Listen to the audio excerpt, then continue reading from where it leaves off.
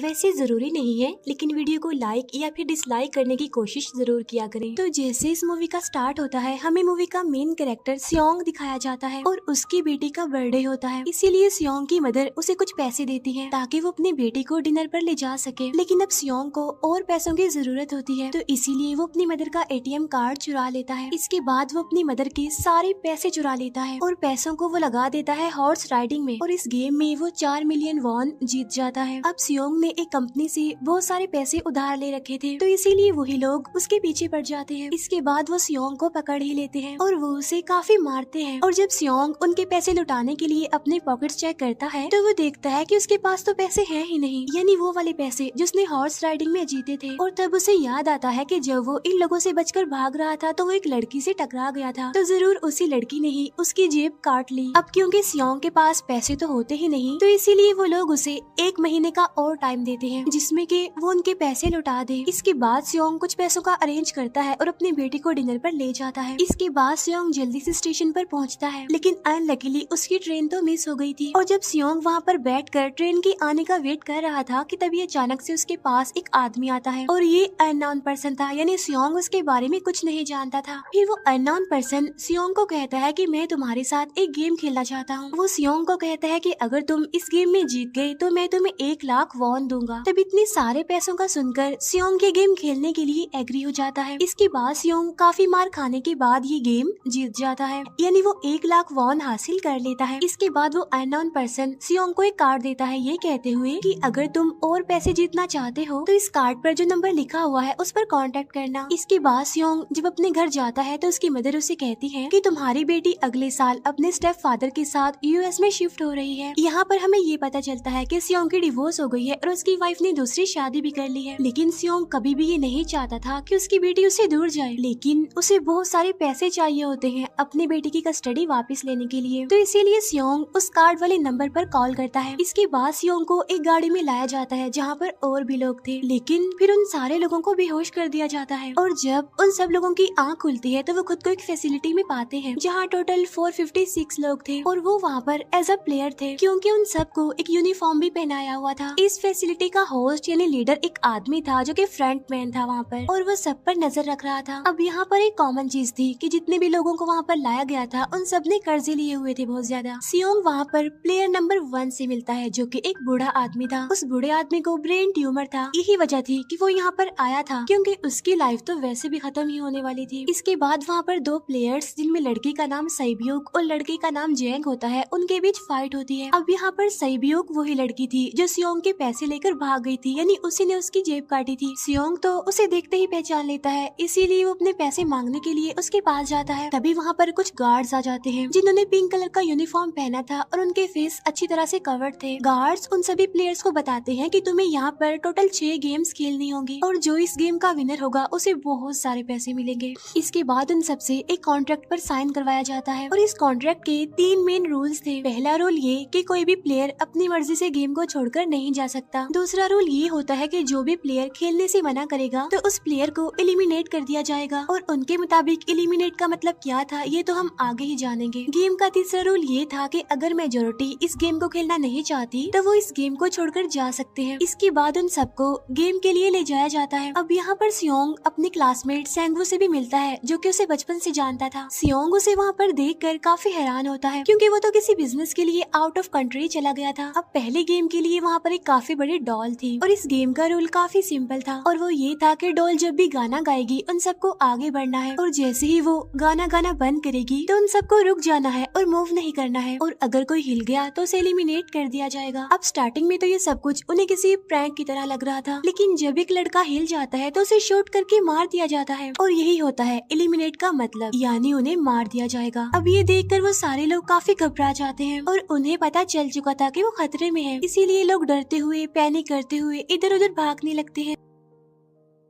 लेकिन अब क्योंकि गेम का रूल था इसीलिए जो भी हिलता है उसे मार दिया जाता है और जितने भी सर्वाइवर होते हैं वो किसी न किसी तरह इस गेम को कंप्लीट कर ही लेते हैं। लेकिन जो लोग मर जाते हैं उनकी डेड बॉडीज को वहाँ से ले जाया जाता है और अब 456 प्लेयर्स में से सिर्फ 255 ही रह गए थे। अब क्योंकि वो सारे प्लेयर्स इतना ज्यादा डर जाते हैं कि अब कोई भी गेम खेलना नहीं चाहता था। लेकिन जैसा कि रूल नंबर 3 था कि अगर मेजोरिटी चाहे तो वो ये गेम स्किप कर सकती है, तो इसीलिए उनका लीडर यानी फ्रंटमैन वोटिंग करवाता है। लेकिन इससे पहले उन्हें प्राइज मनी दिखाई जाती है यानी जो विनर को मिलेगी। लेकिन इन केस अगर कोई गेम को छोड़कर चला जाएगा तो ये सारे पैसे मरे हुए प्लेयर्स की फैमिलीज को मिल जाएंगे और ये prize money total 45 billion won होती है। इसके बाद वोटिंग करवाई जाती है जिसमें मेजोरिटी इस गेम को खेलना नहीं चाहती थी, तो इसीलिए गेम को यहीं पर स्टॉप कर दिया जाता है। लेकिन अगर कभी फ्यूचर में वो लोग चाहें तो इस गेम को रीज्वाइन कर सकते हैं। इसके बाद सभी लोगों को उनके घरों पर छोड़ दिया जाता है। नेक्स्ट डे सियोंग पुलिस स्टेशन जाता है और वहाँ पर वो पुलिस को सारी बात बता देता है। लेकिन उन लोगों को सियोंग की बातों पर यकीन नहीं होता और उल्टा वो लोग उसे पागल समझने लग जाते हैं। इसके बाद सियोंग उन्हें वही वाला कार्ड दिखाता है, लेकिन हैरान कर देने वाली बात तो ये है कि उस पर जो नंबर था वो रॉन्ग था। इसके बाद सियोंग जब घर जाता है तो उसकी मदर वहाँ पर नहीं होती। उधर सियोंग का क्लासमेट सेंगवू अपनी मदर को छुप कर देख रहा होता है और तभी वहाँ पर सियोंग भी आ जाता है। यहाँ पर सेंगवू अपसेट होते हुए सियोंग को बताता है कि मेरे ऊपर 6 बिलियन का कर्ज है। वो बताता है कि मैंने क्लाइंट्स के पैसे लेकर स्टॉक मार्जिन में लगा दिए थे, लेकिन अनलकीली वो सारे पैसे डूब गए। और तभी सियोंग के पास हॉस्पिटल से कॉल आती है। सियोंग की मदर का पाँव काफी इंजर्ड था, लेकिन डायबिटीज का ट्रीटमेंट न होने की वजह से उनकी चोट और ज्यादा बढ़ गई। तब डॉक्टर सियोंग को बताते हैं कि तुम्हारी मदर का ट्रीटमेंट हो सकता है, लेकिन इसके लिए हमें इनका पाँव काटना होगा। लेकिन इस ऑपरेशन में बहुत सारे पैसे लगने वाले थे। लेकिन जाहिर सी बात है सियोंग के पास इतने पैसे तो होते नहीं। इवन उसने तो अपनी मदर के इंश्योरेंस के पैसे भी उड़ा दिए थे। तब इसीलिए सियोंग पैसे मांगने के लिए अपनी वाइफ के पास जाता है, लेकिन उसकी वाइफ उसे पैसे देने से इनकार कर देती है। फिर उसकी वाइफ अपने हस्बैंड को बताती है कि सियोंग आया था पैसे मांगने के लिए और तभी उसका हस्बैंड सियोंग को पैसे देने आता है। साथ साथ उसे ये भी कहता है कि मेरी फैमिली से दूर रहो। लेकिन सियोंग उसे मारने लगता है और तभी उसकी बेटी भी वहाँ पर आ जाती है। इसके बाद सियोंग का एक फ्रेंड अपने बॉस के पास पैसे मांगने जाता है, लेकिन उसका बॉस उसे पैसे देने से मना कर देता है, तो इसीलिए उन दोनों के बीच फाइट होने लगती है। इस फाइट के दौरान उसके बॉस का हाथ मशीन में आ जाता है, तो मौके का फायदा उठाकर सियोंग का फ्रेंड पैसे लेकर वहाँ से भाग जाता है। फिर इसके बाद सियोंग का फ्रेंड अपने घर आकर अपनी वाइफ को कहता है कि पहली फ्लाइट लो और जाओ यहाँ से। इसके बाद सईब्यूक एक एजेंट से मिलती है क्योंकि उसने अपनी मदर को नॉर्थ एरिया से साउथ एरिया में लाना था। सईब्यूक वही लड़की जिसने सियोंग की जेब काटी थी, लेकिन यहाँ अपनी मदर को लाने के लिए सईब्यूक को बहुत सारे पैसों की जरूरत थी। अब सईब्यूक का एक छोटा भाई भी होता है जिससे उसने प्रॉमिस किया होता है कि मैं मदर को जरूर ले आऊंगी। इसके बाद हमें एक ऑफिसर दिखाया जाता है और इस ऑफिसर का भाई कुछ टाइम से मिसिंग था, इसीलिए वो ऑफिसर अपने भाई के घर जाता है, जहाँ उसे पता चलता है कि उसका भाई तो पिछले कुछ दिनों से अपने घर पर भी नहीं आया। और जब वो ऑफिसर घर को चेक कर रहा होता है तो उसे एक कार्ड मिलता है वहाँ पर, और इस ऑफिसर ने सेम ऐसा ही कार्ड पुलिस स्टेशन में सियोंग के पास भी देखा था, तो इसीलिए वो ऑफिसर सियोंग के पास जाकर उससे इस बारे में पूछता है, लेकिन सियोंग उसे कुछ नहीं बताता। इसके बाद सियोंग जब अपने घर जाता है तो उसे वो कार्ड दोबारा मिल जाता है वहाँ पर। अब सियोंग डिसाइड करता है कि वो दोबारा से उस गेम को ज्वाइन करेगा, इसीलिए सभी प्लेयर्स को एक शिप के पास ले जाया जाता है। इधर ही वो ऑफिसर भी गाड़ियों का पीछा करते हुए उस शिप तक आ जाता है। वो एक गार्ड को मारकर उसे पानी में फेंक देता है। इसके बाद उन सभी प्लेयर्स को एक आइलैंड पर मौजूद फैसिलिटी में लाया जाता है। अब यहाँ पर उन्हें जरा भी अंदाजा नहीं था कि अगला गेम कौन सा होगा और उसे कैसे खेला जाएगा। इसके बाद वो लोग अपनी अलग अलग टीम्स बना लेते हैं। रात को सईब्यूक और उसकी फीमेल फ्रेंड वॉशरूम जाते हैं। यहाँ पर सईब्यूक गार्ड्स की नजरों से बचते हुए उस फैसिलिटी को एक्सप्लोर करने लगती है। तभी वो देखती है कि गार्ड्स बड़े बड़े बर्तनों में कुछ बना रहे हैं,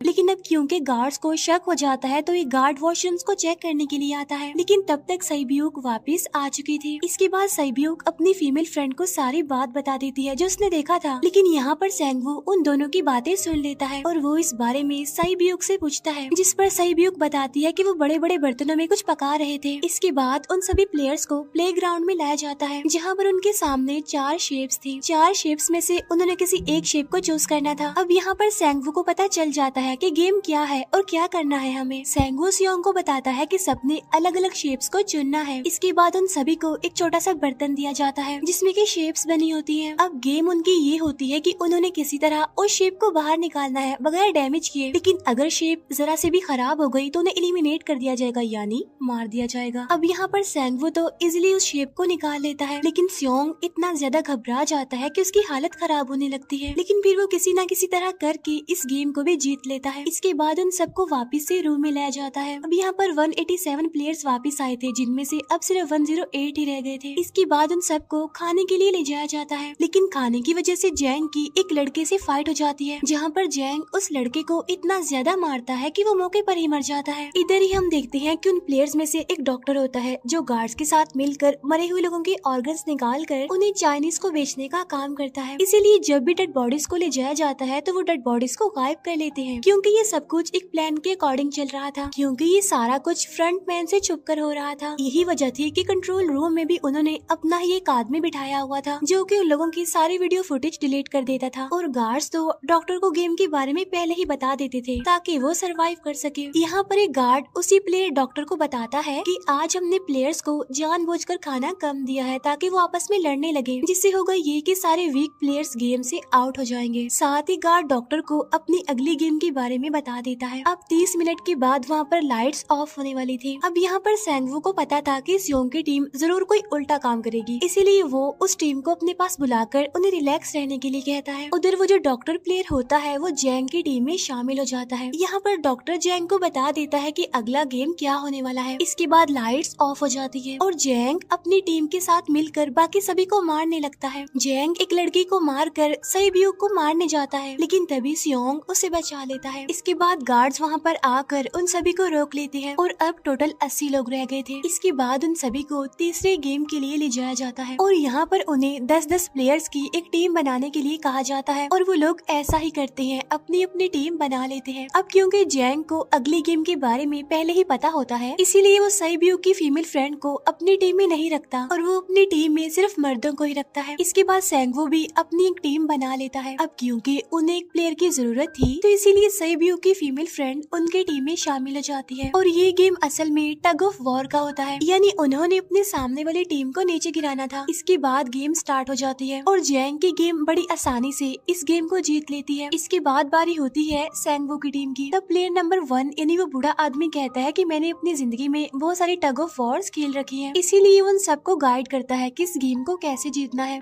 तो इसीलिए वो लोग किसी न किसी तरह करके इस गेम को जीत जाते हैं। फिर दिखाया जाता है कि 30 मिनट के बाद दोबारा से लाइट्स ऑफ हो जाएंगी, जिस पर सेंगवू उन सबको कहता है कि रेडी रहना। तो इसीलिए वो डिसाइड करते हैं कि एक एक करके हम पहरा देंगे। अब जैंग की टीम में एक से बढ़कर एक चालाक प्लेयर था, तो इसीलिए जैंग को डर होता है कि कहीं उसकी टीम उसे ही साइड पर न लगा दे, यानी उसे ही अपने रास्ते से न हटा दे।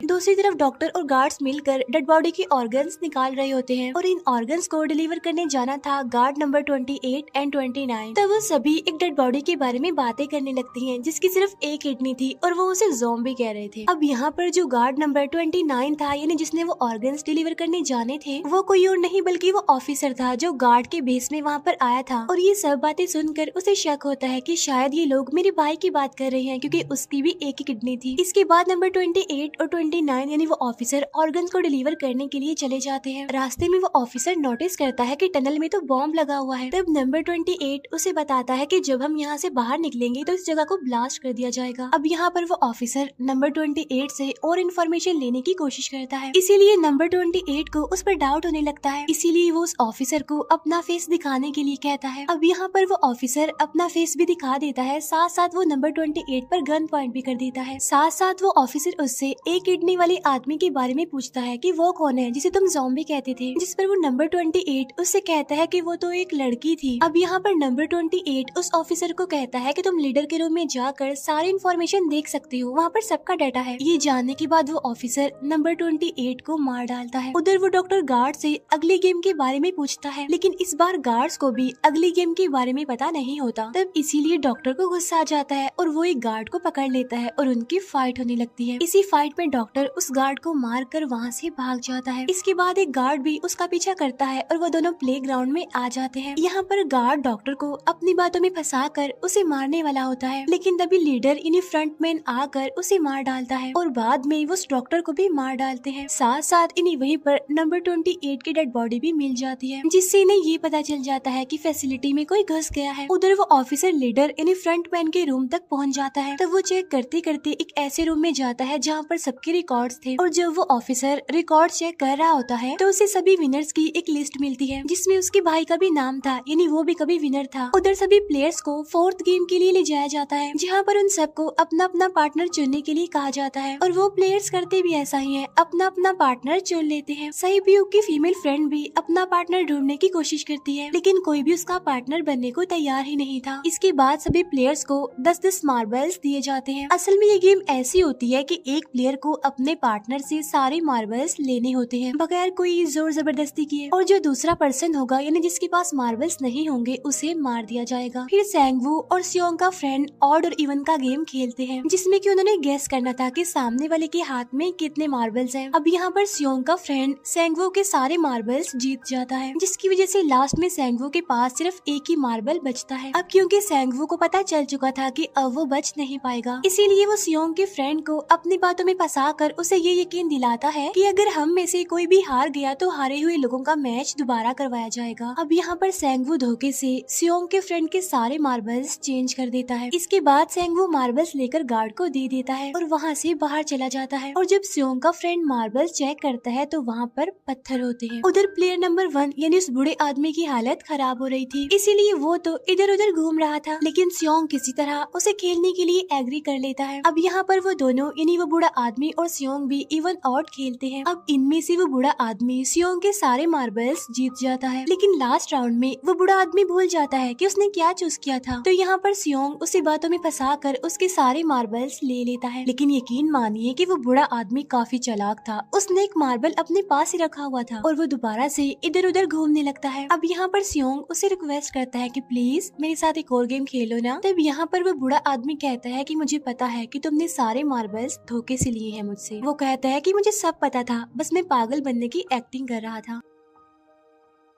तभी सुनकर सियोंग को उस पर तरस आ जाता है और वो उसे ही सारे मार्बल्स दे देता है। उसके बाद सहीब्यूक और उसकी फीमेल फ्रेंड भी गेम खेल रहे होते हैं। उनकी गेम ये होती है कि जो मार्बल्स को दीवार के ज्यादा करीब फेंकेगा वो ही जीतेगा। पहले सहीब्यूक अपने मार्बल्स फेंकती है, लेकिन जब सहीब्यूक की फ्रेंड की बारी आती है तो वो अपने सारे मार्बल्स फेंक देती है। लेकिन जब सहीब्यूक ये देख लेती है तो वो अपने फ्रेंड को दोबारा फेंकने के लिए कहती है, जिस पर उसकी फ्रेंड कहती है कि नहीं सहीब्यूक, मैं बिल्कुल अकेली हूँ, मेरे पीछे तो कोई भी नहीं है, लेकिन अगर तुम्हें कुछ हो गया तो ये अच्छी बात नहीं है, तुम्हारे पीछे तुम्हारा छोटा भाई है, तुम्हारा वेट कर रहा है वो। और इसी वजह से सहीब्यूक की फ्रेंड को मार दिया जाता है। इसके बाद उन सबकी डेड बॉडीज को वहाँ से ले जाया जाता है। इसके बाद वो सब वापिस से रूम में आ जाते हैं। यहाँ पर जैंग देखता है कि सहीब्यूक की वो वाली फ्रेंड तो अभी तक जिंदा है, जो कि बड़ी आराम से बैठी हुई थी। अब यहाँ पर हमें पता चलता है कि सहीब्यूक की ये वाली फ्रेंड जैंग की भी फ्रेंड थी, लेकिन अब क्योंकि उन दोनों के बीच किसी बात को लेकर क्लैश चल रहा था तो इसीलिए जैंग की वो फ्रेंड उसे बुली करने लगती है। इसके बाद फ्रंटमैन को एक डेड बॉडी के पास उस ऑफिसर का आईडी कार्ड मिल जाता है। तभी फ्रंटमैन को पता चलता है कि उसके सारे वीआईपीज आ चुके हैं, तो इसीलिए फ्रंटमैन उन्हें लेने के लिए चला जाता है। फिर सारे वीआईपीज को उनके रूम में लाया जाता है। इसके बाद फ्रंटमैन वीआईपीज के आने के बारे में एक और आदमी को जाकर बताता है, और यही आदमी मेन होता है, और ये कौन होता है हम ये आगे जानेंगे। फिर नेक्स्ट डे उन सबको 5वें गेम के लिए लाया जाता है, जहाँ पर 1 से लेकर 16 तक नंबर पड़े होते हैं, और वो सभी प्लेयर्स अपना अपना नंबर ले लेते हैं। नंबर का मतलब ये था कि जो नंबर भी एक प्लेयर पर आएगा उसके मुताबिक उसकी बारी आएगी। अब यहाँ पर लास्ट में पहला और आखिरी नंबर रह जाता है, यानी 1 और 16। तो यहाँ पर सियोंग कंफ्यूज हो जाता है कि उसे कौन सा नंबर चूज करना चाहिए। अगर उसने पहला नंबर लिया तो वो फंसेगा और मरेगा, क्योंकि उसे नहीं पता कि गेम क्या है, और अगर लास्ट नंबर लेगा तो क्या पता उसकी बारी ही ना आए, टाइम कम रह जाए। और तभी वहाँ पर एक आदमी आ जाता है और वो सियोंग को कहता है कि मुझे पहला नंबर चाहिए, क्योंकि मैं अपनी जिंदगी में कभी भी फर्स्ट नंबर पर नहीं आया। फिर इसके बाद उन्हें गेमिंग रूम में लाया जाता है। अब इस गेम का रूल ये होता होता है कि दिए हुए टाइम में उन्हें ब्रिज की दूसरी साइड पर जाना है। अब इसके बीच में दो तरह के ग्लास लगे होते हैं, एक तो होता है आम ग्लास और एक होता है टेम्पर्ड ग्लास। आम ग्लास पर पाँव रखते ही वो टूट जाएगा और वो लोग नीचे गिर जाएंगे। इसके बाद गेम स्टार्ट हो जाता है और वो लोग एक एक करके मरने लगते हैं। फिर एक टाइम ऐसा आता है जब जैंग सबके सामने होता है और वो आगे ही नहीं बढ़ रहा होता। अब उनके पास एक ही रास्ता था, या तो वो आगे जाए या सारे ही मर जाएं। और तभी जैंग के सामने उसकी वही फ्रेंड आ जाती है जो उसे बुली कर रही थी, और वो जैंग को कहती है कि मैंने तुम्हें कहा था कि जिस दिन तुमने मुझे धोखा दिया मैं तुम्हें मार दूंगी। इसके बाद वो जैंग को पकड़ लेती है और उसे लेकर नीचे कूद जाती है, जिसकी वजह से उन दोनों की मौत हो जाती है। अब वहाँ पर एक आदमी था जो कि ग्लास कंपनी में काम करता था और उसे पता था कि टेम्पर्ड ग्लास कौन सा है, लेकिन जब फ्रंट मैन को इस बात का पता चल जाता है तो वो लाइट्स ऑफ करवा देता है ताकि वो ग्लास को पहचान ही ना पाए। अब लास्ट में एक ही स्टेप बचता है और उनके पास तो टाइम ही नहीं था, इसीलिए सेंगवू उस आदमी को धक्का दे देता है। तो यहाँ पर सेंगवू, सियोंग और सैब्यूक ब्रिज को पार कर लेते हैं, लेकिन ग्लास टूटने की वजह से उन्हें काफी चोट लग जाती है, खास तौर पर सैब्यूक को। उधर उस ऑफिसर ने एक सर्वेंट को मारकर उसकी जगह खुद ले ली थी। अब एक वीआईपी को उस ऑफिसर पर शक होता है और वो उसे कहता है कि अपना मास्क रिमूव करो, लेकिन वो ऑफिसर कहता है कि ठीक है, लेकिन मैं अंदर जाकर अपना मास्क रिमूव करूंगा। इसके बाद वो ऑफिसर उस वीआईपी को लेकर अंदर चला जाता है। अंदर जाकर वो ऑफिसर उस वीआईपी को बेहोश कर देता है और इस बात का पता फ्रंट मैन को चल जाता है, इसीलिए फ्रंट मैन उसके पीछे जाता है और वो उस ऑफिसर को देख लेता है, इसीलिए वो ऑफिसर वहाँ से भागकर आइलैंड पर आ जाता है। फ्रंट मैन भी उसका पीछा करते हुए वहाँ पर आ जाता है। अब यहाँ पर वो ऑफिसर अपने सीनियर्स को कॉल करने की कोशिश करता है, लेकिन कॉल कट हो जाती है। फिर वो ऑफिसर उन्हें सारे सबूत भेजता है, लेकिन वहाँ पर नेटवर्क नहीं था। इसके बाद फ्रंट मैन ऑफिसर को पकड़ लेता है और उसे उनके साथ चलने के लिए कहता है, लेकिन वो ऑफिसर तो उस फ्रंट मैन पर गोली चला देता है। इसके बाद फ्रंट मैन अपना मास्क उतार देता है, तो वो ऑफिसर देखता है कि वहाँ पर कोई और नहीं बल्कि उसका अपना भाई है वो। इसके बाद ऑफिसर का भाई यानी फ्रंट मैन उसे शूट कर देता है और वो जाकर पानी में गिरता है। उधर ग्लास लगने की वजह से सैब्यूक काफी इंजर्ड हो गई थी और उसका बहुत सारा खून भी बह रहा होता है। इसके बाद तीनों सर्वाइवर्स को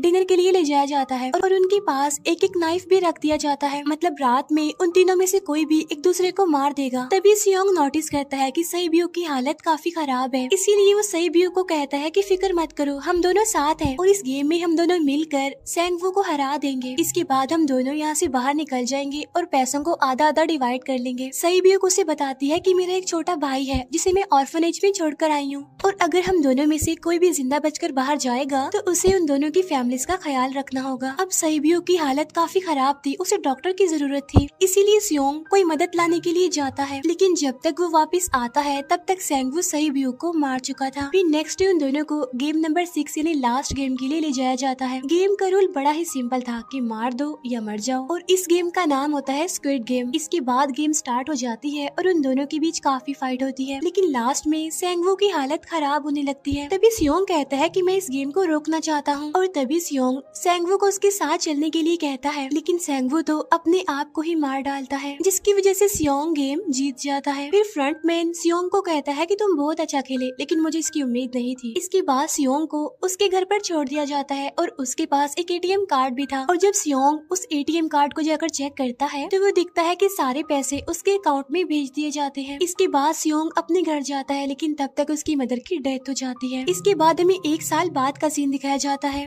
जहाँ पर हम देखते हैं कि सियोंग की हालत काफी खराब हो गई है, यानी वो काफी नशा करने लग गया है और उसने अब तक उन पैसों को हाथ तक नहीं लगाया। एक दिन एक फूल बेचने वाली औरत सियोंग के पास आती है और वो उसे सेम वैसा ही कार्ड देती है जिसमें एक एड्रेस लिखा हुआ था, और फिर सियोंग उस एड्रेस पर जाता है जहाँ पर उसे पता चलता है कि ये सारा किया धरा किसी और का नहीं बल्कि उस बूढ़े का है, प्लेयर नंबर 1 का, और वो अभी भी जिंदा है। यहाँ पर वो बूढ़ा आदमी सियोंग को बताता है कि मैं अपनी लाइफ से बोर हो चुका था और ये सारी गेम मैंने अपने क्लाइंट्स के साथ मिलकर बनाई ताकि मैं लोगों को मरता हुआ देखकर एंजॉय कर सकूं, लेकिन हाँ, हमने किसी को मजबूर नहीं किया था ऐसा करने के लिए, और मैंने गेम में इसीलिए पार्टिसिपेट किया क्योंकि गेम देखने से ज्यादा उसे खेलने में मजा आता है। वो कहता है जो पैसे तुम्हारे पास हैं वो मेरे ही हैं, और ये कहते ही उस बूढ़े आदमी की मौत हो जाती है। इसके बाद सियोंग सैब्यूक के छोटे भाई के पास जाता है और उसे लेकर वो जाता है सेंगवू की मदर के पास, और वो सेंगवू की मदर को कहता है कि इस बच्चे का ख्याल रखना, साथ साथ वो उसे एक बैग भी देता है जिसमें बहुत सारे पैसे होते हैं। इसके बाद सियोंग स्टेशन पर जाता है जहाँ पर उसे वही अननोन पर्सन मिलता है जो कि उसे मूवी के स्टार्ट में भी मिला था। यहाँ पर सियोंग उसका पीछा भी करता है, लेकिन तब तक वो भाग चुका था। फिर सियोंग उस कार्ड वाले नंबर पर कॉल कॉल करता है और वो पूछता है कि तुम लोग कौन हो और लोगों के साथ ऐसा क्यों कर रही हो, क्यों खेल रही हो लोगों की जिंदगी से। लेकिन आगे से उसे रिस्पॉन्स आता है कि सियोंग, अगर तुमने जिंदा बचना है तो प्लेन में चढ़ जाओ। और इसी के साथ ही मूवी यहीं पर एंड हो जाती है। Thank you for watching.